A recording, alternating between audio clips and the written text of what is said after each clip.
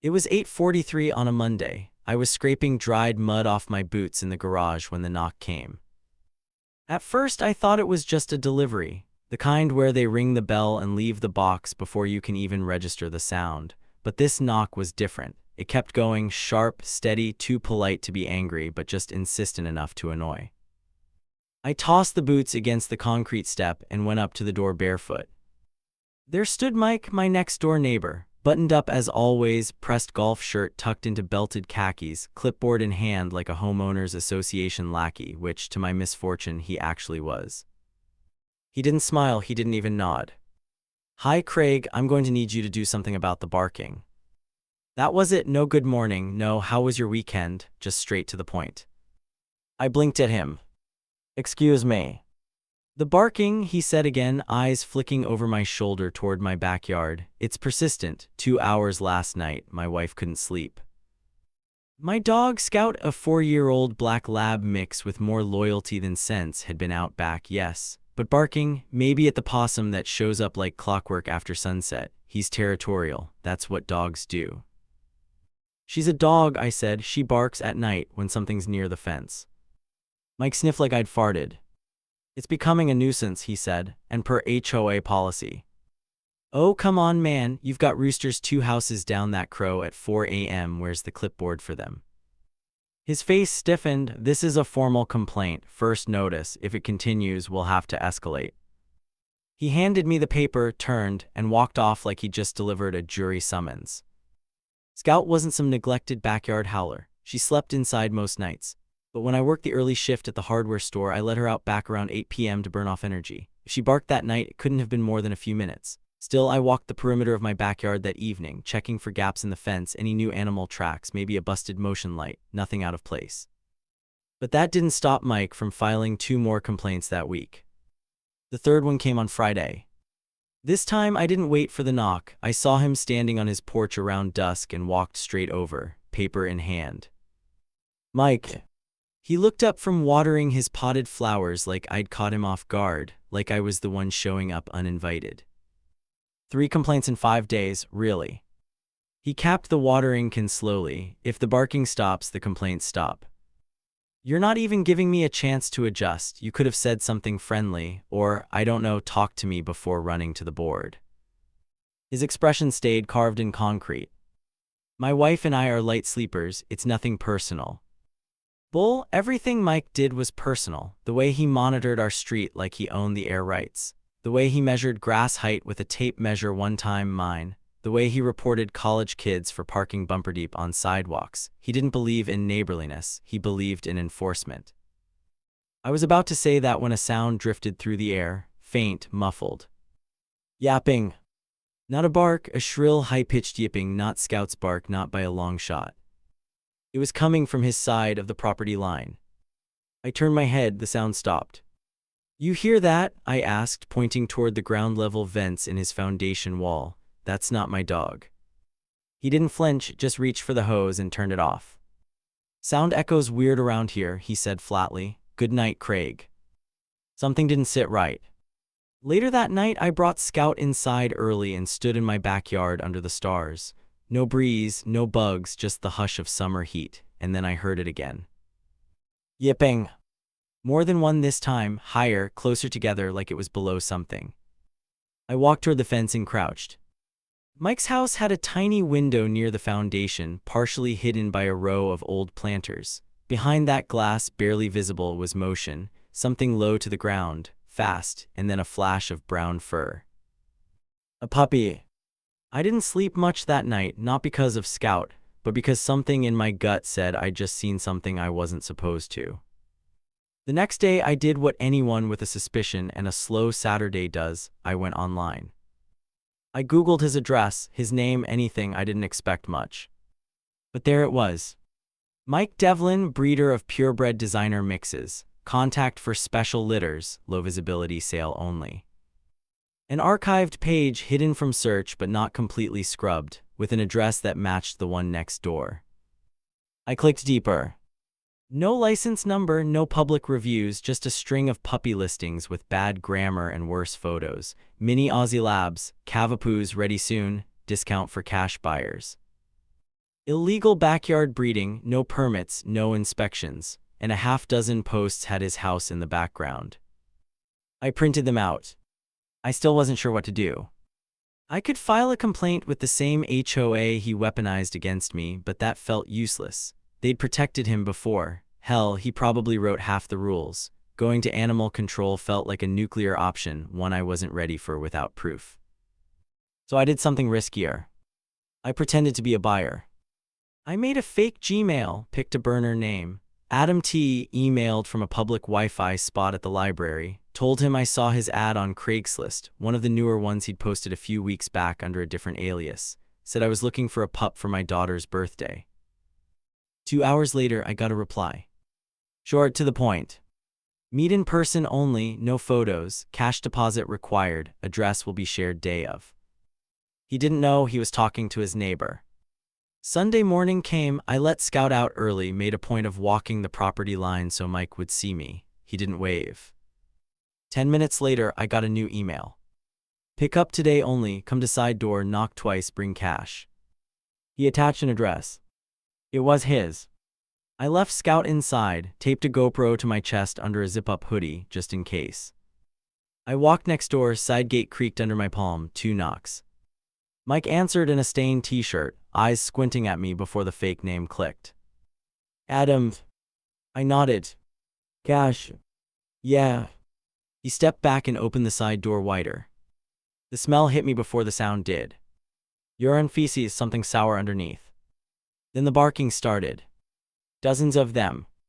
High-pitched, desperate, crate after crate, jammed shoulder to shoulder in a basement that reeked of metal and heat and stress. He led me down a narrow staircase that wasn't up to code in any sense of the word. Litter just turned 6 weeks, he said over the noise. No shots yet, but they're healthy. I feed raw, makes M tough. I nodded, trying not to breathe. Some of the dogs looked sick, crusty eyes, matted fur. One was shivering even though it was boiling down there. I knew then what I had to do. But I also knew I had to get out without tipping him off. Any females? I asked. He pointed, third crate from the left. I bent to look, angling my chest toward the row. The GoPro blinked green. I left without a puppy, told him I'd come back with my daughter later, said I'd bring more cash. He didn't seem to care, just wanted the sale. Back in my garage, I dumped the footage to a hard drive, made a copy, and started a report. It took everything in me not to storm back and scream in his face, but I couldn't risk him hiding the dogs. Or making them disappear. The hardest part wasn't keeping the secret. It was acting normal. Pretending I didn't know what was going on under my neighbor's house, while his yapping complaints kept showing up in my mailbox like passive-aggressive valentines. It was Monday again, a week since the first knock, and now I had over 40 minutes of footage on 2 hard drives backed up in the cloud, saved on a USB in my sock drawer. Still, I hadn't reported him. Not yet. My plan wasn't to wait, it was to document, build a timeline, make the case airtight. I didn't want to give him an inch to wiggle out of this with some HOA handshake or legal loophole. So I started watching. From my upstairs guest room, the only window with a clear angle down to his side yard, I kept the blinds tilted just enough to not look like I was casing the place. And I saw everything. A woman in a beater Honda dropping off a crate wrapped in a towel. A teenager with a hoodie pulling a wad of bills from his sock. A man in a contractor van unloading 5 bags of dry food with no labels. Sometimes the buyers left with puppies. Sometimes they didn't. Sometimes he just took the money. 3 nights in, Scout started acting strange. She sat by the back door for hours, ears stiff, tail low but not wagging. Every time I opened the door, she'd pace along the fence, nose in the air like something was wrong. Like she could smell the fear through the soil. That night, I took her for a longer walk around the block, tried to distract myself, burn off the tension.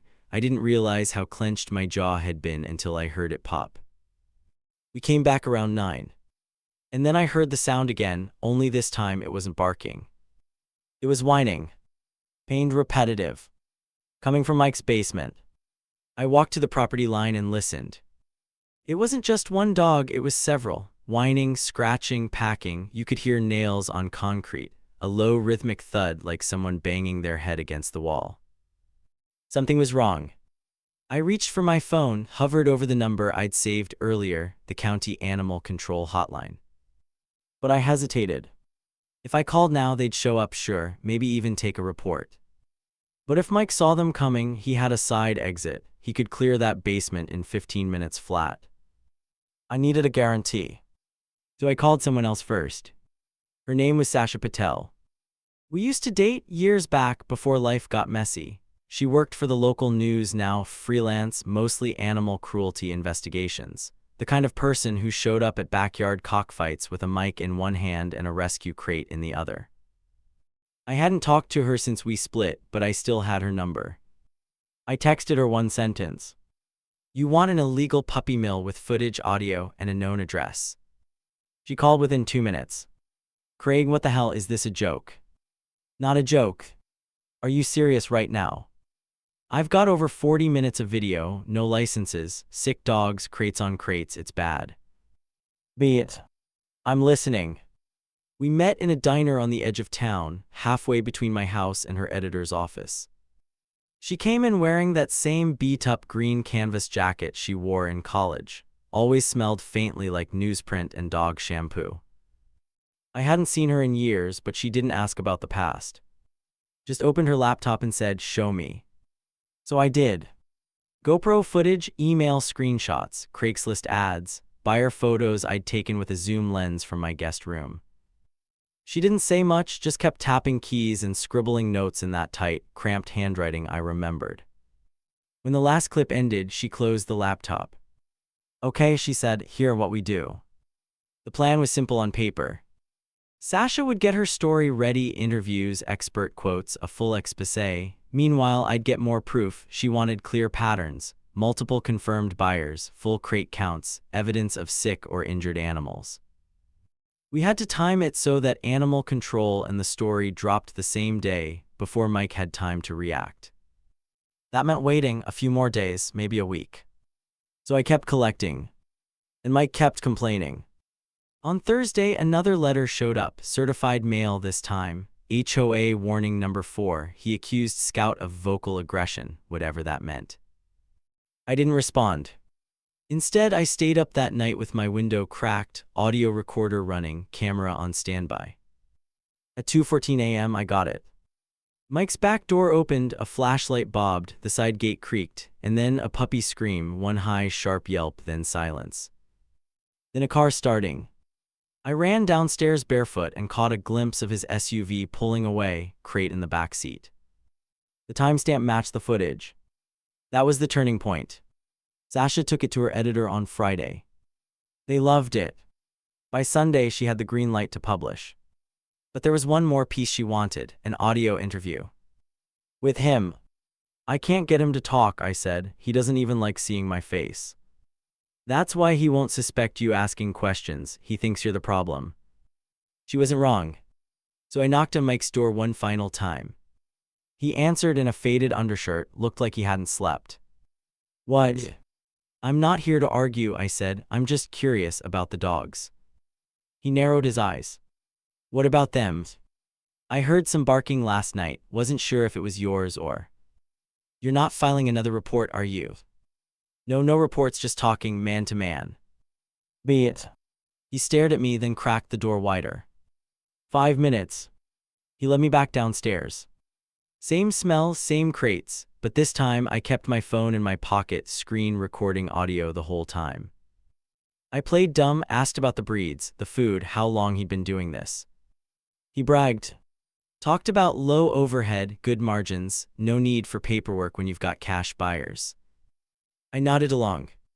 He even used the phrase off the books kennel. I couldn't believe my luck. I left with everything I needed. Tuesday, the story went live. Front page of the local paper's website, shared on 3 community Facebook groups, even made it onto the evening news. Neighborhood breeder busted, dozens of sick puppies found in illegal kennel. Sasha's voice narrated over blurred GoPro clips. They pixelated Mike's face for now, but not his voice, not his words. Animal control got the warrant that morning. When they showed up, I stood in my driveway with Scout sipping coffee. Mike came out screaming. "You set me up." I didn't say a word. Just held Scout's leash and watched as 6 officers hauled crate after crate out of his basement. One of them looked at me and nodded. The truck doors shut. 23 dogs. Most underfed, some infected, 2 in critical condition. Mike was cuffed and placed in the back of a cruiser. Scout sat beside me, tail thumping softly. And for the first time in weeks, it was quiet. No barking. No whining. Just silence. Until Mike shouted out the car window as they drove off. "This isn't over, you think I'm the only one." Mike's words didn't leave me, even after the cruiser rounded the corner and vanished. "You think I'm the only one." It echoed in my head that night, like a dare, like a threat, like he was trying to tell me something important, or maybe just trying to poison the victory. Whatever the case, it worked. Because I didn't sleep. The next morning, the neighborhood felt like it had exhaled for the first time in years. People lingered longer by their mailboxes. A few even stopped me during my walk with Scout. Most just said, "Saw the article," or "Can't believe it." One guy down the block clapped me on the shoulder and said, "You're a better man than me. I'd have torched the place." I didn't know what to say to that, so I just kept walking. The quiet was nice. But it didn't last. Wednesday morning, I got a call from Sasha. "You sitting down?" she asked. "Should I be?" "There's chatter." Chatter. 2 anonymous messages came through my tip line last night. Both said something about Mike's connections. To what? Other breeders, other properties, other setups. I stood in the kitchen with my phone pressed to my ear, Scout chewing calmly on a rawhide nearby like the world wasn't about to change again. "What kind of setups?" One message said there's a rental house 2 streets over, said it's the backup site. Other said the real money wasn't from puppies, it was dogs for resale to labs, testing labs. I felt my stomach twist. "You mean like medical testing, animal research, illegal transfers, that sort of thing?" I sat down hard on the kitchen stool. "I need a name." "I'm working on it." Over the next few days, Sasha and I did the kind of digging I thought only happened in movies. We traced the Craigslist ads Mike had posted and found 2 more accounts tied to the same burner phone number. One of them listed a post just 3 days before the bust, but with a different address. It was Mike's house. It was an older single-story rental on Ashcroft Lane, tan siding, no porch, no flowers, just a cracked driveway and a dying pine tree in front. I drove by on Thursday morning. Nothing unusual at first glance. Until I saw the same silver van I'd seen outside Mike's house, parked in the same crooked way, license plate 1 number off. Coincidence? Not likely. That evening, Sasha and I met again, this time in my garage. Scout sat curled up near the water heater, tired from the heat. Sasha scrolled through the photos I'd taken of the rental house. "Could be something, could be nothing," she said. "You said there were 2 messages." "Yeah, the other one mentioned someone named Gary, that he used to work with Mike." "Last name?" "Nope, just Gary from the river property, whatever that means." I rubbed my eyes. It was all getting deeper than I'd planned. I just wanted Mike to leave me and my dog alone. I didn't sign up to unravel some underground dog pipeline. But now I was in it. So I said what neither of us wanted to say out loud yet. "We need to go back to that house." We waited until Sunday, mid-afternoon, when the street was sleepy and half the neighbors were either napping or out at church. Sasha wore a baseball cap and glasses. I wore my old landscaping polo with someone else's name embroidered on the chest, Lewis. We looked like maintenance guys, or at least like people who belonged near houses. She held her camera low in a tote bag, angled up through a discreet hole she'd cut near the seam. I knocked on the side door, no answer. Knocked again, still nothing. Just when we were about to leave, we heard it. Barking. Fast, chaotic, frantic. Not one dog, but many. The same high-pitched yipping we'd heard from Mike's basement. Sasha glanced at me. "That's not an empty house." We circled around the back, careful, quiet. The backyard was fenced but not well, 2 missing slats, a chain-link gate with no lock. Inside the yard were 3 crates. Each held 2 or 3 dogs, small, wiry ones with stained fur and dirty water bowls. Some had wounds, One looked like it hadn't been cleaned in days. And just like that, we knew. Mike wasn't the only one. We took photos, video, logged everything. Then we got the hell out of there. Sasha filed the report immediately, this time with the police and the ASPCA. Because whoever owned that house wasn't just unlicensed. They were cruel. That night I heard footsteps outside my garage. Scout growled low in her throat and trotted to the door. I turned on the camera feed from the side security light I'd installed a week ago. A man in a hoodie stood by my trash bins. He was facing the street but turned halfway back toward my house like he was waiting for something. He didn't knock. Didn't try anything. Just stood there for about 20 seconds. Then walked away. The next day, I found a note under my windshield wiper. Leave it alone, not your fight. Sharpie on torn cardboard, no signature. Sasha said it might have been a scare tactic. I said it might have worked. But only for someone else. Because here's the thing about threats, they only really work when you're not already tired, when you're not already done. I was done being the quiet neighbor, the guy who trimmed his hedges on Saturday and waved politely while people like Mike poisoned the ground under their own homes.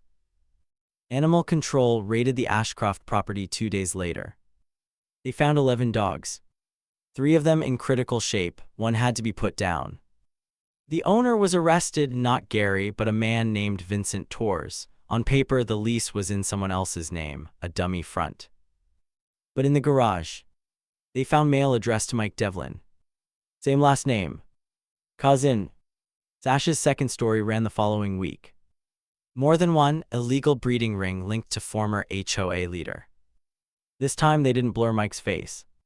They printed it in color front and center. The day the paper came out, the HOA called an emergency meeting. I wasn't going to go.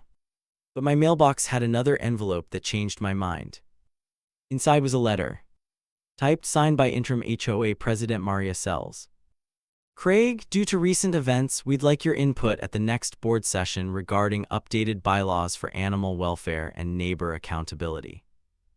It felt like a small crack of light through years of concrete. I showed up early. Broad Scout. Let her sit by my feet while I spoke. I didn't give a speech, just read the notes I'd taken.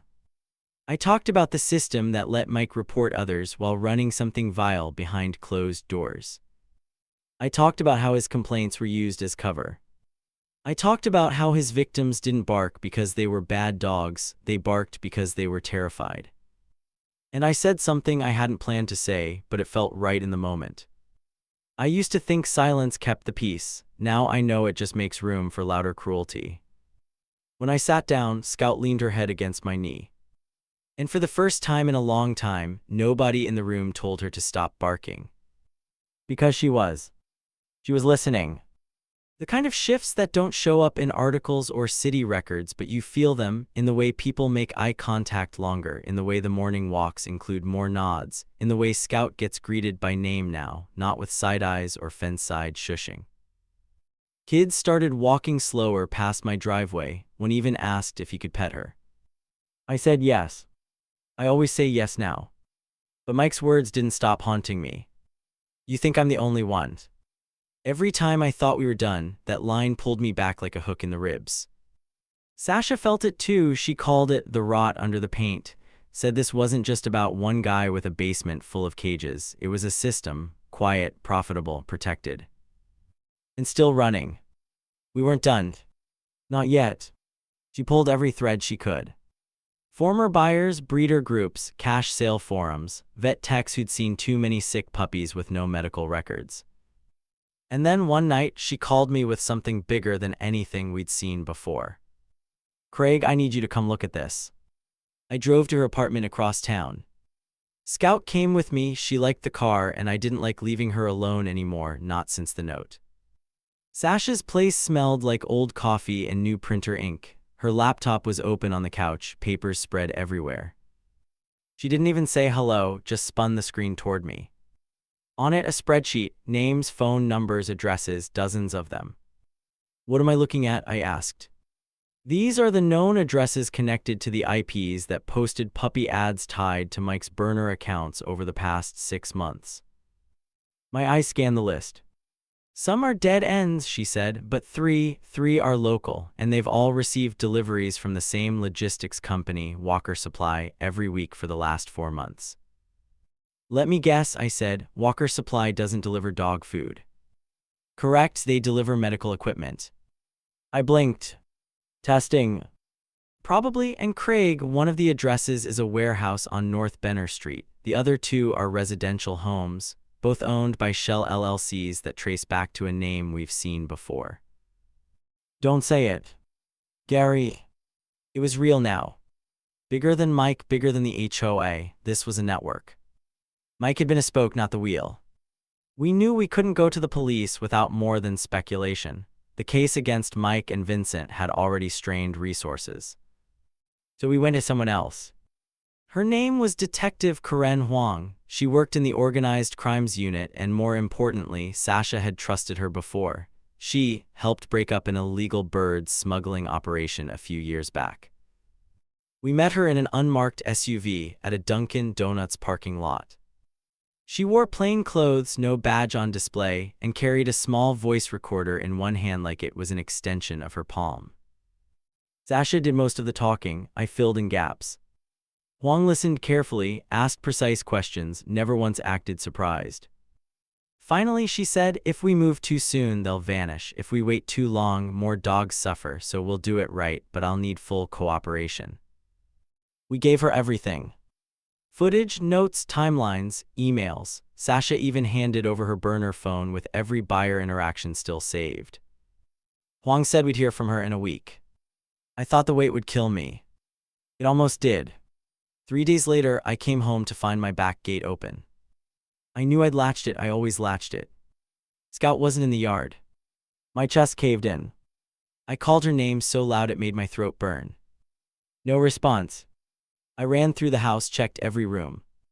Nothing. The front door was still locked, nothing stolen, no signs of forced entry. Just one open gate. And one missing dog. I called Sasha first. She picked up on the first ring. She didn't say hello. Just where was she last? Backyard, I said, trying not to choke. The gate was open. I swear I locked it. Craig. I don't know where she is. We'll find her. I don't think this is random. I know. I printed flyers, hundreds. Taped them to every stop sign, lamppost, bulletin board in a 2-mile radius. I called every shelter, every vet, every pound. Nothing. Huang launched an alert across the department, said she'd file a potential retaliation report but warned it would take time to process. But time wasn't what I had. Time was what they were using against me. 2 nights later, just after 10, my doorbell rang.